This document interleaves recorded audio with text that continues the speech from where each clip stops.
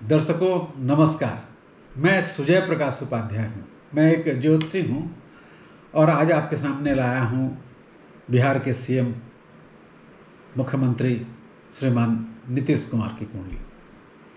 नीतीश कुमार की कुंडली जो इंटरनेट पे उपलब्ध है, वह उनकी भाव भंगिमा देखने से, उनके चेहरे को देखने से, उनके आँखों को देखने से, उनके ललाट को देखने से मुझे सम्यक नज़र नहीं आती।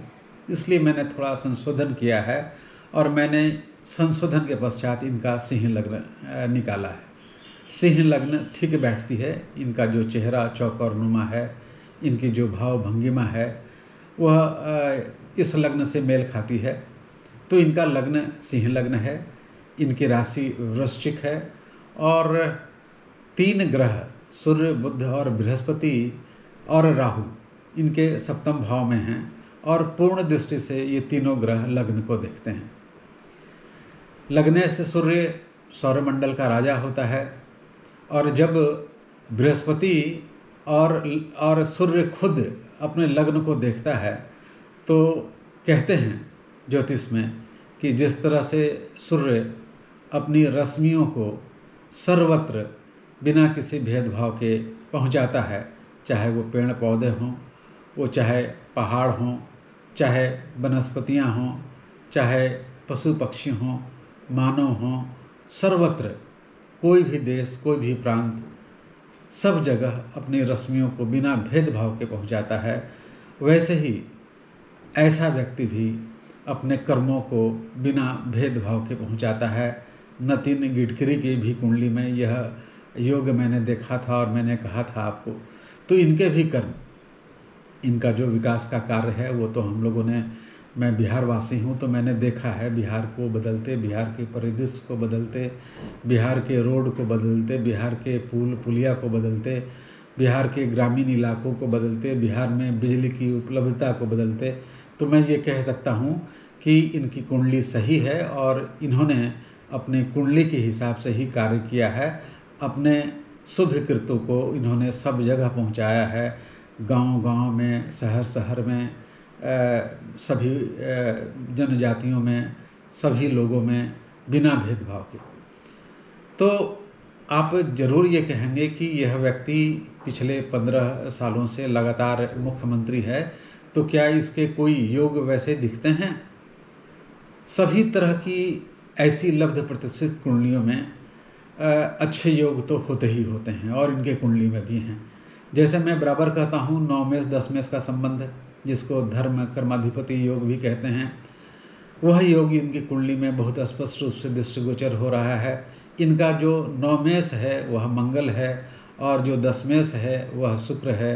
मंगल और शुक्र एक साथ इनकी कुंडली में बैठे हैं और यह योग पूरा बनता हुआ दिख रहा है। नॉट ओनली दैट, इनकी कुंडली में गज केसरी नामक योग भी है। जब चंद्रमा और बृहस्पति एक दूसरे से केंद्र में होते हैं तो गज केसरी नामक योग भी होता है। इनकी कुंडली में एक जो खराब योग है वह योग है गुरु चंडाल योग। जब बृहस्पति और राहु एक साथ बैठते हैं तो गुरु चंडाल योग बनता है और उस योग में जब बृहस्पति की महादशा आती है तो बृहस्पति की महादशा जिस तरह का फल देना चाहिए उस तरह का फल नहीं दे पाती। क्यों? क्योंकि राहु का काम है जब वह बृहस्पति के साथ बैठता है तो उसके समस्त गुणों को ग्रस लेता है। इसीलिए इसको ग्रहण योग भी कहते हैं। तो उसकी बात मैं आगे करूँगा कि कैसे जब इनकी बृहस्पति की महादशा आएगी तो इनको कैसे अनुकूल फल नहीं मिलेंगे, उसकी चर्चा हम बाद में करेंगे। लेकिन पहले इनकी जो सर्वाधिक अच्छा समय था वह मंगल की महादशा थी। मंगल की महादशा शुरू होती है 31 अक्टूबर 2001 से और वो चलती है 31 अक्टूबर 2008 तक। मंगल इनकी कुंडली में 9 मेष है और 9 मेष 10 मेष का जो धर्म कर्माधिपति शुभ योग है, इसको बनाने वाला एक इंस्ट्रूमेंटल ग्रह है। इसलिए इस महादशा में इनको समस्त मान, यश, कीर्ति, गान, प्रतिष्ठा और कुछ समाज के लिए, प्रांत के लिए, देश के लिए कर गुजरने का अवसर इसको मंगल ने प्रदान किया। उसके बाद की जो महादशा इनकी अभी चल रही है वो 2008 से 2026 तक चलने वाली है, राहु की महादशा। राहु की महादशा का एक बड़ा अंश समाप्त हो गया है। अब 2026 के बाद बृहस्पति की महादशा चलेगी।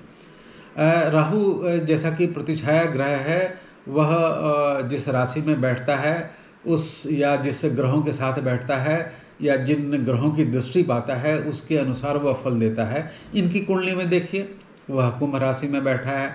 कुंभ का स्वामी शनि होता है। शनि इनकी कुंडली में जो मूल त्रिकोण उसका है कुंभ, वह केंद्र का है, तो उसने इसका फल दिया। उसके साथ बृहस्पति है, उसके साथ सूर्य है, तो उसने इन सबों का फल दिया और काफ़ी अच्छा फल दिया। तो बृहस्पति की महादशा 2026 से शुरू होगी। बृहस्पति की महादशा इनके लिए अच्छी नहीं होगी। क्यों? क्योंकि बृहस्पति इनका अष्टमेश भी है, नंबर 1, और नंबर 2 बृहस्पति इनका राहु के साथ है। राहु ने बृहस्पति के समस्त गुणों को ग्रस लिया है।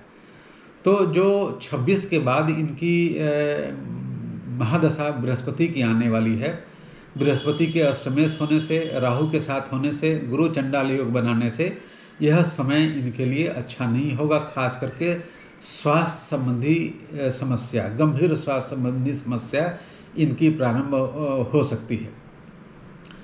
इनकी जो सबसे अच्छी बात इनकी कुंडली में यह भी है कि इनकी कुंडली में सूर्य, बुध, शनि और राहु ये सभी पुष्कर रामांश में हैं। तो इन ग्रहों ने इनको अच्छा फल दिया। सूर्य हो या बुध हो या शनि हो या राहु हो, सबने अच्छा फल दिया।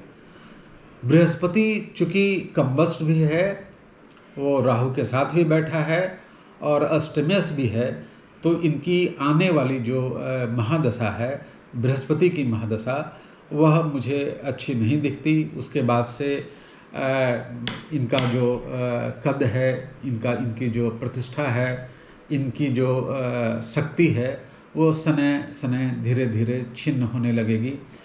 और स्वास्थ्य की दृष्टि से खास करके इनको बहुत सचेत रहना चाहिए। गंभीर स्वास्थ्य संबंधी परेशानियां हो सकती है। इसके लिए इनके कोई यदि ज्योतिष हों तो उस पर विचार करके उसके उपाय किए जाने चाहिए। इन्होंने बिहार प्रांत के लिए जो कुछ भी किया है वह चिर स्मरणीय होगा। वह इसलिए किया है कि इनका जो लग्नेश है सूर्य, वह अपने भाव को, अपने लग्न को पूर्ण दृष्टि से देखता है, बृहस्पति पूर्ण दृष्टि से देखता है और बुध भी पूर्ण दृष्टि से देखता है।